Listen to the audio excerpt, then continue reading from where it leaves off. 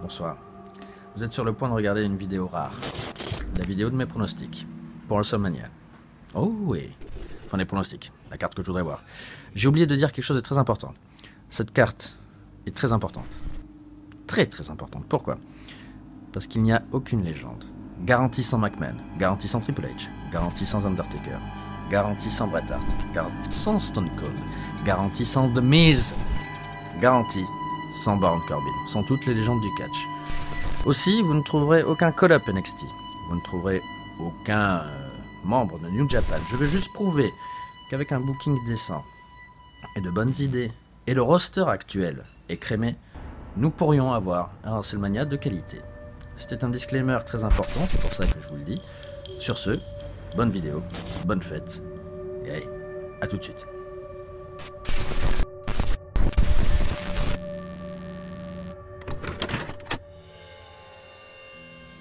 Bonjour, bonsoir, la jeunesse, comment ça va? On se retrouve comme il y a plus d'un an maintenant pour les pronostics de WrestleMania 35, WrestleMania, on dit même plus le numéro maintenant. Donc on se retrouve joyeusement, encore une fois cette année, pour faire des jolis matchs, pour faire des belles idées, pour proposer des choses, pour un petit peu vivre notre passion commune du catch tous ensemble en ces fêtes de fin d'année. Et peut-être même en ce début, plutôt, de nouvelle année 2019, qui, je l'espère, vous apportera tout ce que vous le désirez, bien évidemment.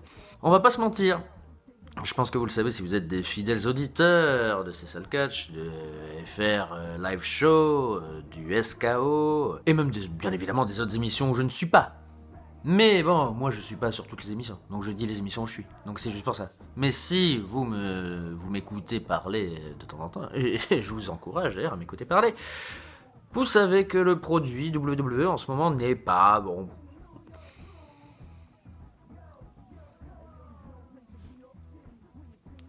C'est un peu chiant quoi. Voilà, vous voyez le genre. Donc, ça a été très compliqué pour moi de faire cette chose-là, de voir des pronostics. Donc, ce que je vais faire, c'est qu'en fait, je vais un petit peu changer 2-3 choses dans le fonctionnement de WWE, n'est-ce pas?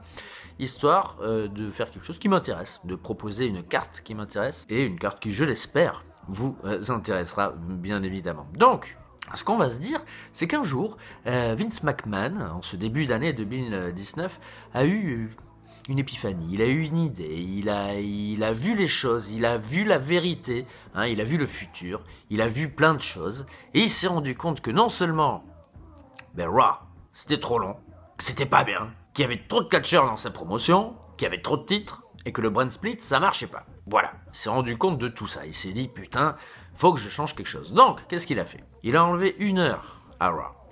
Ok? Cette heure, il l'a reportée le jeudi soir. Donc maintenant, Raw, c'est 2 heures, le lundi. Le mardi, on a SmackDown 2 heures. Et le jeudi, on a donc un show féminin d'1 heure. Ce serait pas mieux? Déjà c'est mieux, hein? C'est mieux? Vous savez que c'est mieux. Vous savez que c'est mieux. Donc, un show féminin d'1 heure, où donc là, je peux mettre le titre tag féminin, parce que sinon, moi, je refuse de le mettre. Si c'est juste pour avoir encore comme ça, là, au milieu de Raw et de SmackDown, un titre féminin, non merci, non merci. Et donc, il y a plein de gens qui seront pas sur la carte, mais c'est peut-être qu'ils seront virés, ou tout simplement qu'ils seront pas sur la carte. On peut pas être sur la carte de Rabi, et on peut pas être en même temps en vrai chez WWE. Tout le temps. Parfois, on peut. On peut pas. Voilà. Donc, WrestleMania 35, au commentaire, on a Mauro Ranallo. Excusez-moi, Ranallo. Mauro Ranallo. On refait. Au commentaire, on a donc Mauro Ranallo. Oh, on s'en branle. Il y a Mauro, quoi. Mauro Ronola, Corey Graves et Nigel McGuinness. Pas mal, non? Une bonne petite bouffe de commentateurs qui ne change pas. On enlève Tom Phillips, l'horrible Tom Phillips, l'infernal Tom Phillips. On enlève l'horrible Byron Saxton, l'horrible David Otunga. René Young est pas terrible quand même. Donc là, c'est très bien, ces trois-là. Et Michael Cole qui les produit. Vince McMahon, il a un petit peu délégué. Il se dit, ouais, c'est bon, je vais laisser Michael Cole produire les commentateurs et j'arrête d'hurler, de leur dire de répéter des conneries, voilà. Hein. Et bien évidemment, dans mon monde dans mon monde parfait aussi, parfait et parfait, Vince McMahon ne scripte plus trop hein, les promos, un petit peu, mais pas trop, et il n'y a plus de mots, de gros mots hein, chez WWE. On a le droit de dire pro wrestling, par exemple. Voyez, c'est pas uniquement à utiliser dans les promo shoots, hein, dans les shoots promo. Hein. Quand on veut shooter, on dit moi je suis un pro wrestler. Oh, là là, oh ça shoot, dis donc, il a dit sa profession. Voilà, tout va mieux. Hein. Chez WWE. Donc vous m'excusez, hein, je suis un vieux de l'éveil, hein, j'ai écrit. Peut-être d'ailleurs que vous pouvez lire hein, ce qui est écrit. Voilà, j'ai une très belle écriture. Je vais boire un coup, d'abord. Oui, de l'eau. Mais oui. J'adore l'eau. Dans 20-30 ans, il n'y en aura plus. Donc, l'opener. Alors, il y a un kick-off, oui, d'une heure. Alors oui, Ross et Raw. WrestleMania, on va mettre 4 heures, en gros. Et 1 heure de kick-off où il n'y a pas de match. Il n'y a pas de panel à la con avec Jerry Lawler, Booker T, tous les has-beens là qu'on ne veut plus entendre parler. Il y a des docs, genre façon Chronicle. Un petit peu comme ils font parfois dans les countdowns de l'UFC où voilà, où il y a juste un doc comme ça sur les feuds ou les catcheurs pour mieux les présenter et pour nous hyper un petit peu le show. Nous hyper le show. Pas comme les pré-shows qu'ils font actuellement où on n'est pas hypé, hein, nous faire quelque chose de vrai, avec des vrais docs, des vrais moyens, et de faire quelque chose d'agréable, et qui soit une véritable plus-value au show principal. Le opener du show, ça va être le titre féminin par équipe, n'est-ce pas? La finale d'un tournoi, puisqu'en fait c'est un tournoi qui a été décidé. Donc des catcheuses ont été mises en équipe. C'est la finale du tournoi pour déterminer les premières championnes par équipe WWE. Et nous avons donc Sasha Banks et Bayley qui vont affronter Asuka et Ember Moon. Pourquoi ce choix? Tout simplement parce qu'elles ne seront pas dans mon match féminin pour le titre féminin. Hein, et que j'avais envie de voir ces 4 catcheuses et que je pense que ce match serait très très cool. Hein. Voilà, tout simplement. Histoire que Sasha Banks et Bayley fassent quelque chose. Et puis Asuka et Ember Moon, j'ai envie qu'elles soient à WrestleMania. Donc voilà, je pense que c'est la meilleure affiche possible. Un petit peu à l'image, si vous voulez, des Dream Equipes, là, des Dream Teams qu'il y avait en 2002, genre Chris Benoit et Kurt Angle contre Edge et Rey Mysterio, la finale du tournoi par équipe pour les titres par équipe de SmackDown. Ben là, ce sera un petit peu dans le même esprit, un petit peu un All-Star Team, voilà, pour avoir un match sympa, bien évidemment. Les vaincrices, celle qui gagne, c'est Sasha Banks et Bayley, bien évidemment. Championne par équipe, première championne par équipe de l'histoire de WWE, bravo à elle. Et bravo à elle pour leur feud aussi, palpilante de 2018. Deuxième match. Le titre intercontinental est défendu par le champion Seth Rollins qui a détrôné Dean Ambrose un petit peu plus tard. Là, voilà. Seth Rollins qui va défendre son titre contre Andrade Cien Almas. Alors pourquoi ce match? Ben déjà parce que ce serait super bien. D'une. De deux, parce que ce serait quand même bien un jour de faire quelque chose avec Andrade, qui est bien évidemment accompagné par Zelina Vega. Vous avez la tête, excusez-moi. D'une, ça ferait un super match. De deux, il faut absolument qu'Andrade soit pushé. De trois, il faut qu'il soit à WrestleMania. Et de quatre, Seth Rollins, moi je l'aime dans cette position-là. Upper mid-carder, juste en dessous du main event. Il peut faire un petit coucou au main event de temps en temps, il peut rendre service. Mais là, il est très bien champion intercontinental. Ça lui va très bien, c'est un excellent champion intercontinental. Il défend donc contre Andrade et il perd. Parce que la nouvelle vague, ce nouveau cru, WWE, même s'il n'est pas spécialement vieux, Rollins non plus, mais il faut réussir quand même à pusher un petit peu de nouveaux catcheurs, et Andrade serait un champion intercontinental du tonnerre. Donc Andrade, nouveau champion intercontinental à WrestleMania 35, juste un show vraiment extraordinaire qu'on a là. Troisième match, ça revient, comme l'année dernière, il me semble que j'avais fait ça, parce que j'ai pas revu ma vidéo, mais je crois bien que j'avais fait un wildcard match. Un petit peu comme sur Series 95. Si vous ne connaissez pas les wildcard match, je vais vous expliquer. Ce sont des matchs 4 contre 4 ou 5 contre 5, comme on veut, où on mélange face et heel dans des équipes qui parfois ont des feuds, voilà, donc ça peut être plutôt sympa. On aime bien les wildcard match avec Flair, même s'il n'y en a eu qu'un, je crois. Hein. Series 95, bon enfin bon bref, peu importe. Et donc c'est des combats à élimination, comme au Survivor Series. Donc, soit il ne reste qu'un catcheur dans l'équipe. Et s'il en reste 2, donc en imaginant il y a un 5 contre 5, il reste 2 catcheurs dans une équipe, pour déterminer qui sera le vrai vainqueur et l'aspirant numéro 1 au titre WWE, puisque ce match a un intérêt, le vainqueur, le seul survivant, le vrai survivant, sera aspirant numéro 1 au titre WWE, ben ils s'affrontent plus tard dans la soirée, tout simplement. Voilà. Donc, ce sera plus simple en vous expliquant, peut-être que là c'était pas très très clair, vous avez rien compris? Qui n'a rien compris? Levez la main. Ah oui, quand même. C'était pas très très clair. Bon, ben, on va reprendre. Donc, wildcard match pour le titre d'aspirant numéro 1 au titre WWE. Sami Zayn fait équipe avec Jeff Hardy, Cesaro, Killian Dane et Chad Gable.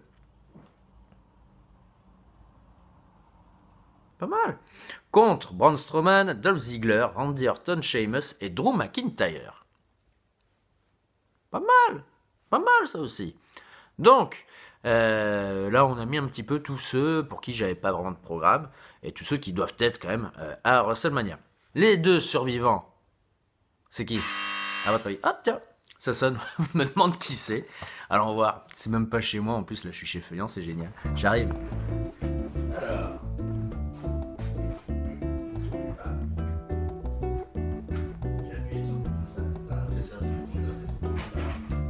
J'ai pas mis sur pause. Salut. Bonjour.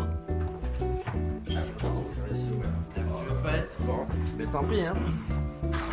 Oui, eh ben, alors attends, je me remets. Là, c'est le match. Voilà, c'est ça, le match. Donc, ben, là, ben, c'est Céline qui est là. Bonjour. Voilà, elle dit bonjour. Mais elle se montre pas. Bonjour. Bonjour, ça va. Bon, on m'a coupé, j'en étais où? Donc, Sami Zayn fait l'équipe avec Jeff Hardy, Cesaro, Killian Dane et Chad Gable. Contre Braun Strowman, Dolph Ziggler, Randy Orton, Sheamus et Drew McIntyre. Et je crois que j'en étais là. C'est pas mal. C'est pas mal. Et donc, les 2 survivants, voilà là où j'en étais. Voilà, c'est là. Les 2 survivants de ce combat ne sont nul autre que Jeff Hardy et Sami Zayn. Bien évidemment, Jeff Hardy et Sami Zayn qui survivent. Drew McIntyre et Braun Strowman s'éliminent eux-mêmes à l'extérieur du ring. Ils font des conneries, ils vont se battre à l'extérieur du building, ils se mettent dans l'eau et tout, ils font des conneries complètes à New York, c'est la folie absolue. Pour quand même les préserver, parce que eux, ils iront s'affronter à SummerSlam. Braun Strowman contre Drew McIntyre, j'aime bien ça comme programme. Et puis bon, les autres, ils sont là pour faire joli quand même. Et puis faire du bon catch, parce que Cesaro c'est bien, Chad Gable c'est bien. Mais plus tard dans la soirée, on aura donc Jeff Hardy contre Sami Zayn. Et le vainqueur de ce match-là sera aspirant numéro 1 au titre WWE. Après, on a le match pour unifier les titres par équipe, parce qu'il y en a marre qu'il y en ait 2. Il y en a marre, c'est nul. 2 titres par équipe, c'est trop. Il n'y a pas assez d'équipes, il n'y en a déjà pas assez pour un titre, alors pour 2, pensez bien. On va avoir les Usos, qui sont les champions de SmackDown, qui vont affronter le Revival. Là, ici, là, voilà. Le Revival ici. Bonjour. Le Revival qui va affronter les Usos, parce que c'est un match qui n'a jamais été fait. Et c'est un match avec 2 des meilleures équipes WWE actuellement. Peut-être pas ever, mais pas loin quand même. Les Usos, c'est sûr. Le Revival, les pauvres, ils en font quand même pas assez pour qu'on sache encore. Mais en tout cas, ils ont de quoi faire.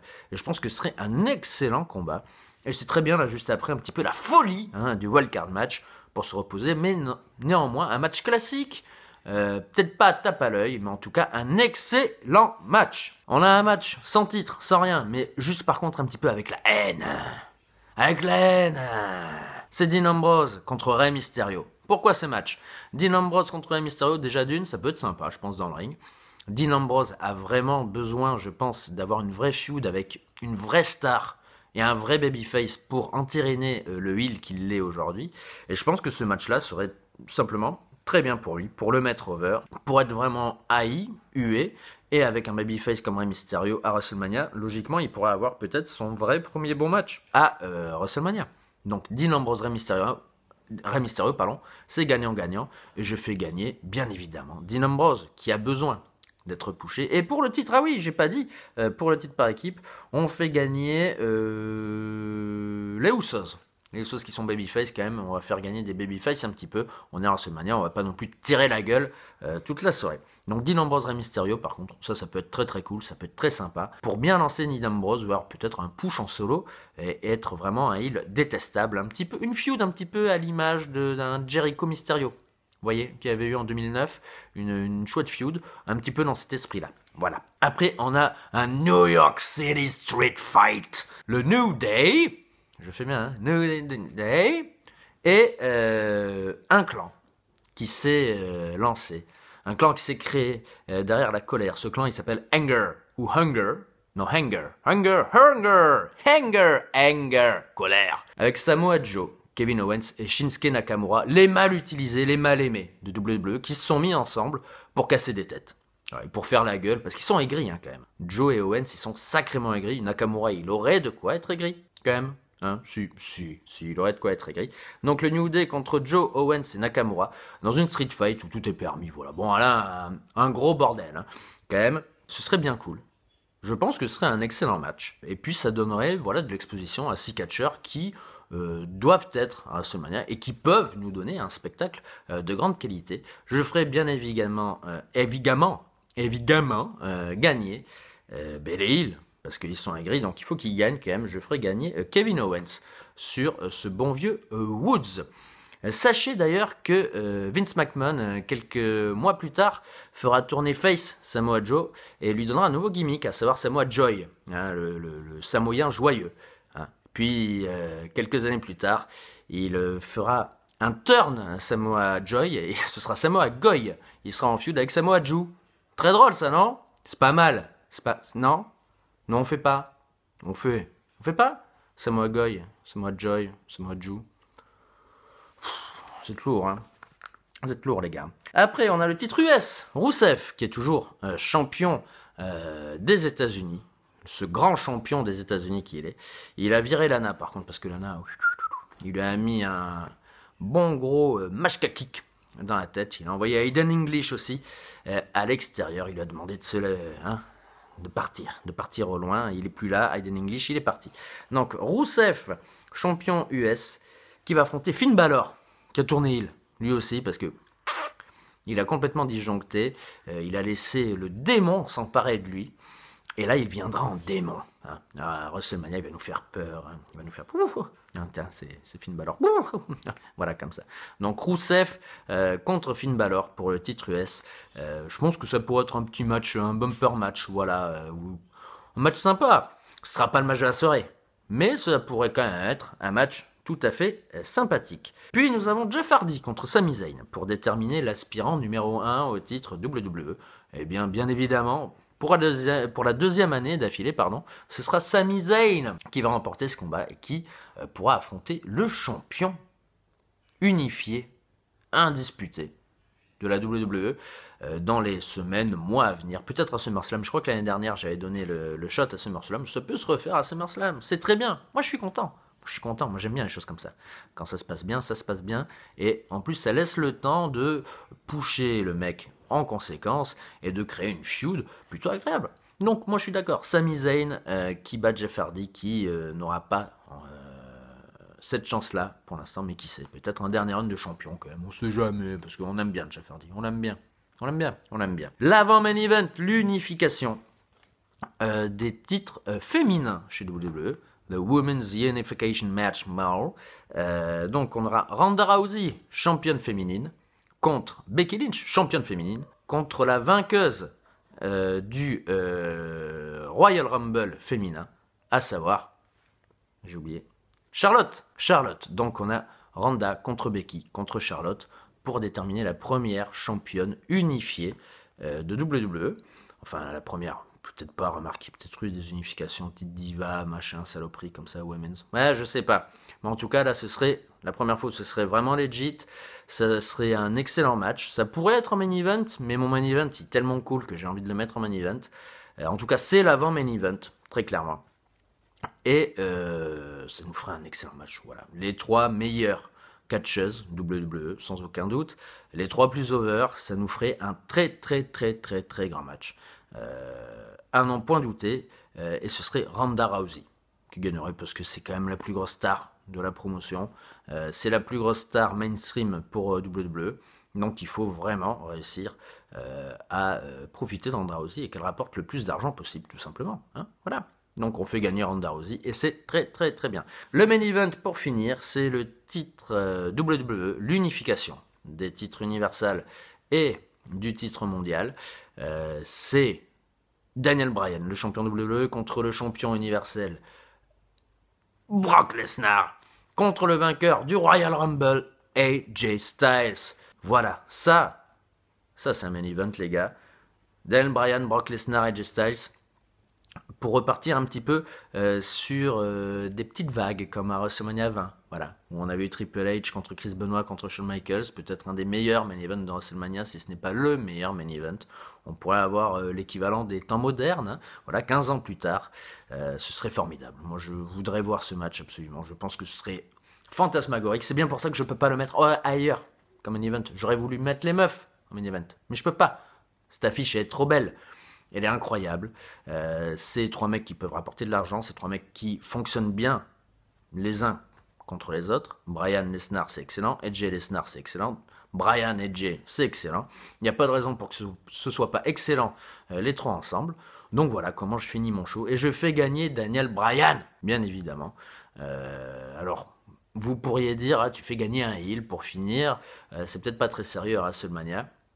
Alors très honnêtement, ça a déjà été fait à WrestleMania 2000, et puis après un match comme ça, je pense que les gens seraient quand même contents, et puis Daniel Bryan, il serait quand même popé aujourd'hui, c'est peut-être moins important, je ferais pas gagner Baron Corbin en main event dans WrestleMania, par exemple, puisque Baron Corbin il a été viré d'ailleurs, mais voilà, je ferais pas gagner Baron Corbin, c'est Daniel Bryan quand même s'il est heel, ça va, c'est cool.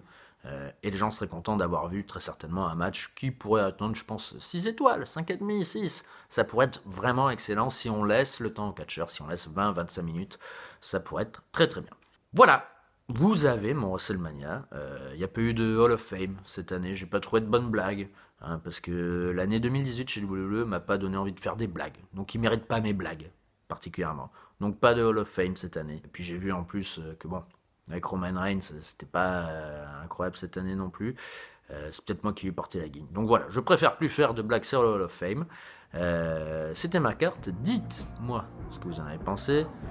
Dans les commentaires, là. Attends, je fais comme les youtubeurs. Voilà. Ici. N'oubliez pas de subscriber ici, de cliquer la petite cloche là. Et de donner des sous ici, au lien qui s'affiche là. Par ici. Donc n'oubliez pas de dire si ça vous a plu. Regardez les autres pronos, les pronos de Sturie, de Ludivine, de Flo. Et surtout, restez fidèles à la chaîne C'est ça le catch. A bientôt les gens. Merci d'avoir regardé cette vidéo. Adios!